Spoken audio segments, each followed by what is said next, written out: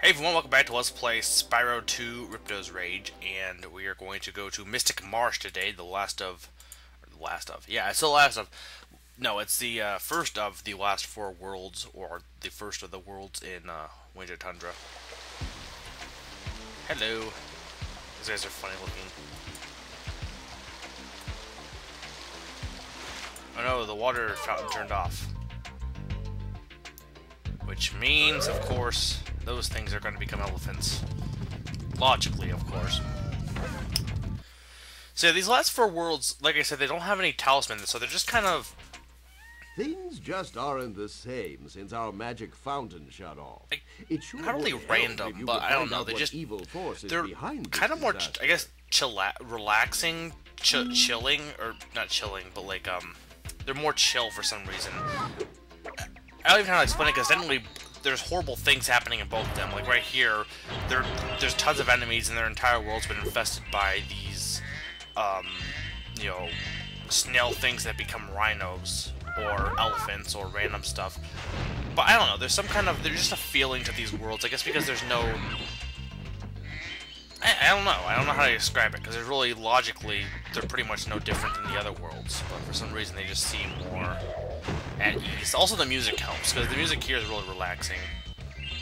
Another thing to note is that this world, this next one that I'm going to do, Cloud Temple, is not really related to this one, but they each have similar characters, or similar, yeah, I guess characters.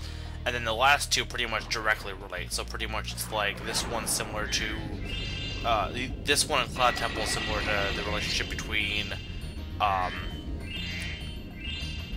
I like the platypus things here, but similar to the relationship between, Skelos Badlands and whatever the ice one was, and then the other two, the robotic farms and the, Metropolis are similar to Zephyr and Breeze Harbor. But anyway, this level's pretty cool, thus far at least. I know I said, oh whoa, I haven't played these in a while, so I don't remember anything.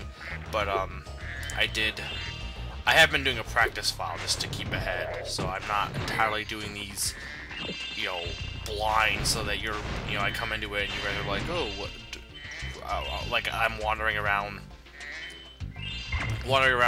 not knowing what I'm doing. I'm at least, you know, have some direction in, because I know some people, they like, in terms of, well, this isn't a blind Let's Play, but in terms of Let's Plays, you know, some people enjoy it. Like, I enjoy when I see someone trying to figure something out. Basically, I get some pleasure from, like, I'll watch, for example, a TV show like Dragon Ball, or an anime like Dragon Ball, or, I specifically say Dragon Ball because my friends are watching that now, but I'll watch anything, and then I'll watch it again. You know, I've been baffled by the people who will go to see a movie, you know, multiple times in a row, maybe twice, but they'll go and see like 5 times the same movie. That I don't get, but what I do, which some might consider odd, I don't really do it, is I'll watch something by myself, enjoy it, maybe watch it twice perhaps if I really am into it, but, oh, that was stupid. But then I'll watch it again entirely if I'm watching with someone else. Basically, I enjoy seeing people's reaction to something, even if it's negative. I still, you know, I obviously prefer positive reaction, typically, if I enjoy it, or if I hate it, then I, you know, but I do enjoy seeing what people react to something. It's just something I found I really like. I like seeing people's reaction. I like watching a show and then watching it with someone else and then seeing what they thought about it, or seeing, like, you know, if they laugh at the jokes, or seeing what they like. You know, for some reason I enjoy that. So with blind Let's Plays, I always like them, typically because it's the same kind of feeling to an extent. It's kind of like, I mean, you're not interacting with it directly, so it's not exactly the same, but it's like, you know, you're watching it and they're figuring something out, and it's interesting to see their reaction.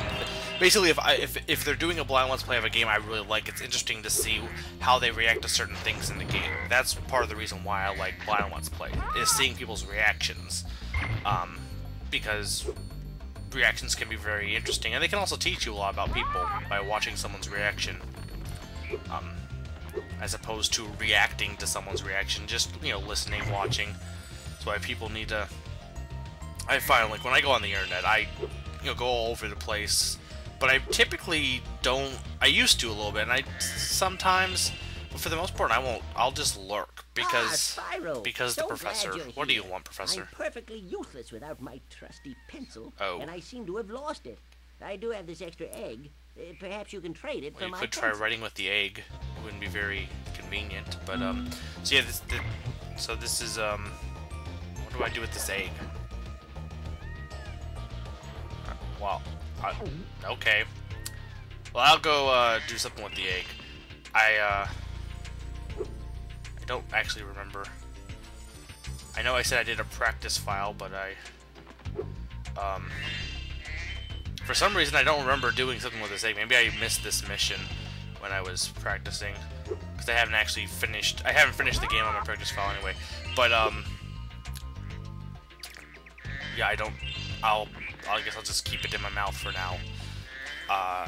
But yeah, typically when I go on the internet, I just kind of lurk around because I don't really like to put myself out there as much as I used to, simply because I rather, you know, I'm doing Let's Plays, but I always worry that I'll say something and people will think something of me that I did not intend them to do. So I've pretty much gotten in the habit of just kind of listening to conversations and formulating my own opinions with friends or on my own, as opposed to trying to inject my opinion at others via well, I guess technically I give opinions via my Let's Play, so I'm kind of lying here. I guess my point was, the point I was trying to make was that I prefer to try and listen to conversations instead of trying to, like, you know, argue back or something, because I've seen people who will have a conversation on the internet and they'll just dispute someone else's opinion, and typically when I go into a discussion thread or something, I typically just read the discussions and try and formulate my own view. And again, I guess typically what I'm doing here, or technically what I'm doing here, is, you know, giving you my opinion. But like I said, I want people. If you have a view on my opinion or something I'm saying that you don't agree with, you know, tell me. I really would like you to let me know if you disagree or not. But yeah, I guess technically I'm, you know, giving my opinion to multiple things just via my YouTube videos. Which one could say, well, I'm doing it because, okay, can I put the egg? No, I can't. One could say I'm doing it simply because I, you know, am afraid of, you know, allowing people to. Not even that I'm afraid of putting myself out there. It's just, I guess the one thing, without responding directly to a thread, you allow time to, like if you have a discussion, it's a heated discussion, and you have an opinion on it. If you don't respond right away, and this is actually something you could do even if you don't like lurking.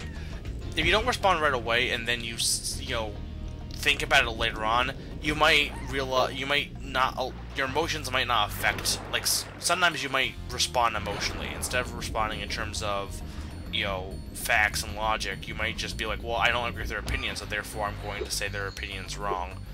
But maybe they made a good point that time might be like, you know what, actually, I think they actually did, you know, they were correct in what they said.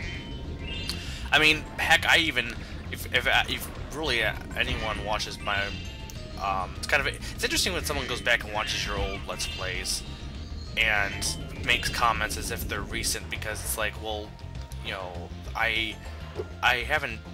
it's been a while since I've done this project, so I don't remember what I said in that thing. But like, when I do go back and watch some of my old Let's Plays, it's interesting to note how my opinion has changed, because you know, some of the stuff I've said in, like, I must have dozed off there. Oh, so Really? basically Looks you like fell I let the asleep. fountain switch off. Actually, wait, Take what? this orb and don't mention. Why would you my falling little asleep nap affect the with switch? You Hydrar, just, okay? you just keep it on, then you can fall asleep, but it shouldn't be an issue. But I don't know, whatever. We got an orb, so I'm not gonna complain. But I guess it's interesting if it, like how my opinion does change. Like, you know, some of the stuff I said like in like Paper Mario or something is possibly quite different than what some of my views now. Spyro, a friendly face. A bunch do I know you? of thieves have stolen the spark plugs, and I'm stuck here. He kind of looks like the mayor a little bit with his mustache. I'm wondering if he's maybe from the first game, because I never played the first game, so I have no idea if this character is from the first game or not. But according to him, when you go and stop these thieves and get spark plugs, I don't even know where they. Oh, there's a bird's nest. That's probably where the egg needs to go. I'll need to go and find that again then, because I kind of dropped it.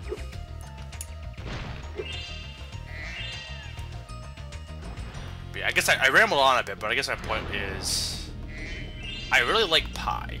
You know, pie is really good. That was my point, but just having an open mind is a good thing. I've said it before. This level is kind of odd. I don't mind it, but the design of it's kind of odd. I don't know how else to describe it besides that.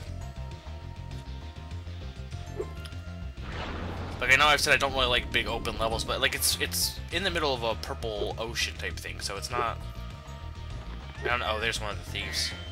I'm assuming, since he's running away from me, and I haven't seen him before. Kind of like some of the creatures in this level, though. It's a unique level in that sense, because like, I mean, obviously you have the rhino or the rhino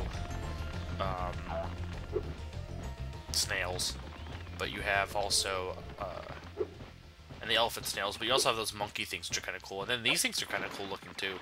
They're just kind of simple weasels, I guess, but.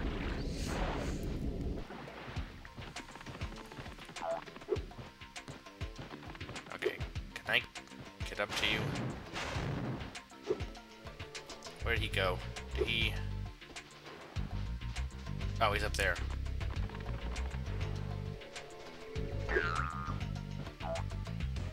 I had to hit that.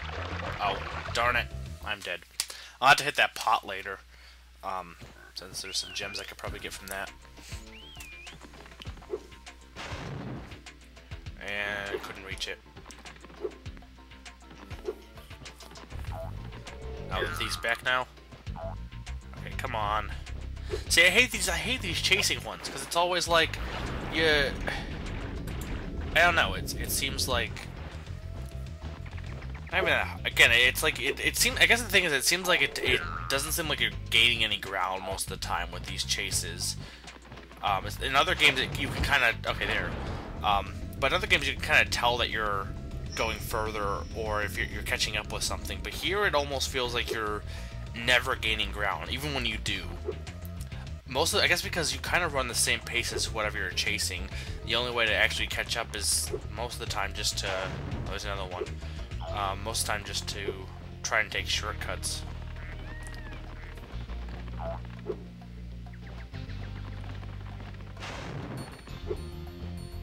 Like that, maybe. Oh, there's another one. You know, I just abandoned the other one I was chasing, but this one actually seems a little bit easier. Maybe we're... Oh. Yeah, he's just kind of running around in a circle here. So this one is easier. That's another spark plug. For Basil the Explorer. Actually, now I'm down here, can I find, kill this thing? Yeah, those things are kind of cool looking. Little purple possum monkey things. Okay, now where is the... Actually, the professor may have it again. Well, let me chase this guy first, but the egg I was gonna get because I'll need that for that trading quest. Well, he said it was a trading quest, but I mean, I've saw the flower pot. I'm assuming there's something to do with the flower pot, so maybe you get something from the bird's nest, and then you keep trading. Okay, come on. This guy shouldn't be that hard to get to. There we go. Okay, that's 3 of 4.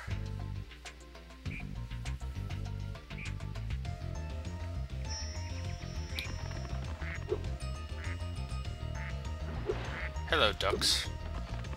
I'm assuming the ducks have something to do with it too, because the ducks aren't enemies So why would there be a reason for the ducks to exist unless there was a point? Here's another egg. Okay. So the egg definitely goes to the bird's nest. I mean, where else would it go?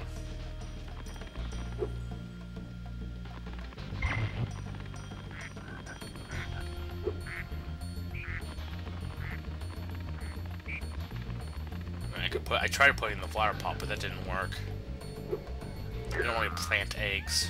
I mean, you could, but there wouldn't be any point of planting an egg in the ground. Grow an egg tree.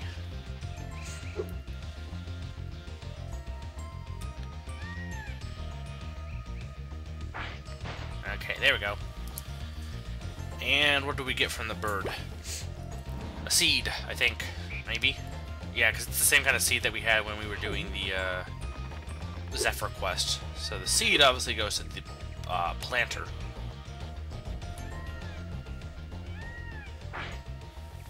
And that gives us a duck. Okay, so the duck goes to the ducks.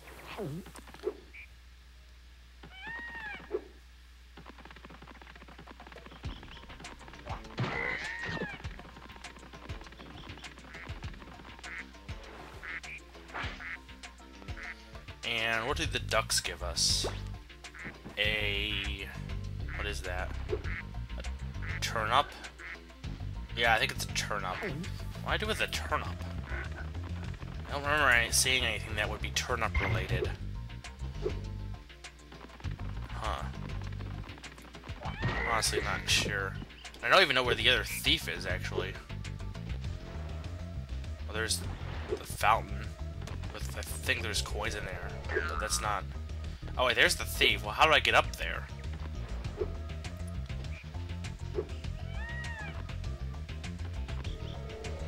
I'm not honestly sure.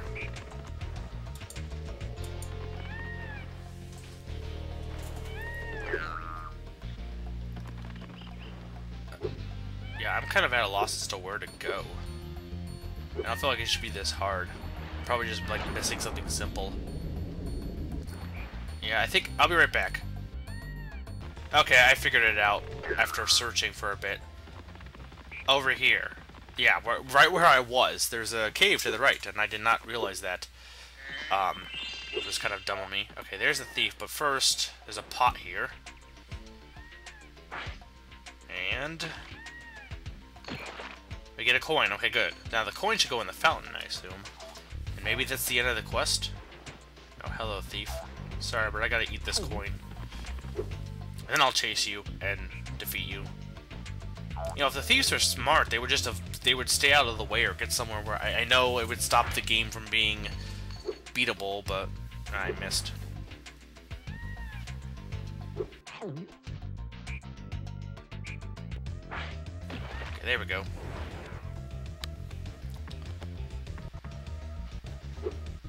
And that's the pencil, right? Yeah, it's the pencil. So I can go give that to the professor.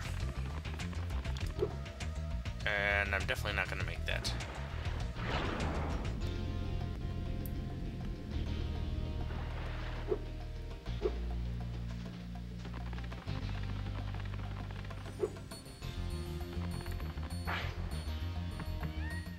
My pencil! Now I can begin calculating the age of the universe again. Oh, here, is that what you're take going to this do with orb. that pencil? Laura says she thinks I'm going to lose it.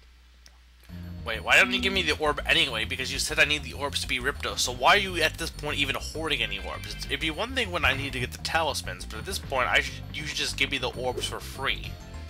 Logically. I mean, obviously I have to do it for the sake of it being a game, but you had to question... There has to be a game out there somewhere that really doesn't use video game logic. As in, like, everything that is done makes sense, but also the gameplay works too. You know what I'm saying? Like, video game logic is basically something doesn't make sense for the sake of the gameplay. For example, the professor not giving us the orbs yet that he has, even though there's no reason he shouldn't. There has to be a game that doesn't resort to that kind of logic, I feel.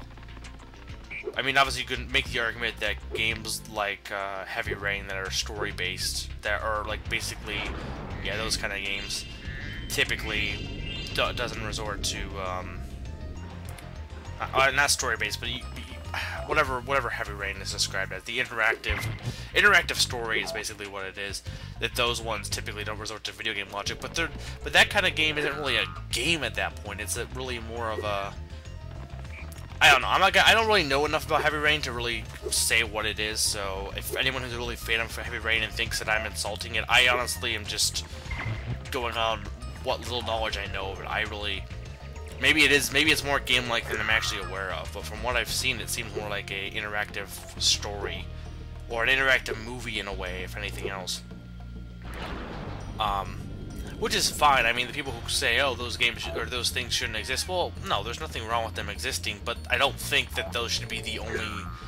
Like, I think the guy who made it thought it was like, oh, that this is superior storytelling. I think you could tell stories without resorting to, you know, making it into an interactive movie, I feel. Seems like we have gotten the age where a lot of games tend to try and be more movie-like. Which, I don't know. I wouldn't mind if... I mean, Nintendo still does it, but I wouldn't mind if companies kind of... I don't know, maybe they are, but more companies went kind of back to, like, this. I want to see more games like this. Epic Mickey, supposedly they're coming out with Epic Mickey 2, in my opinion, kind of revived that spirit. I know a lot of people didn't like that game. I did have some, you know, faults, like, for example, the camera. But it was a good game, and I want to see more games like that, and more games like this, that are more just kind of fun, wacky adventures. I'm sure those games exist out there that are still being made. I'm just not probably paying as much attention. The Sly games are like that, actually. Kind of. Though they're a little bit more sneaky. Okay, with Mystic Marsh done, that's only 3 levels left. I've been making for 400, and I'm reminding you that, I want a Snail-Rhino.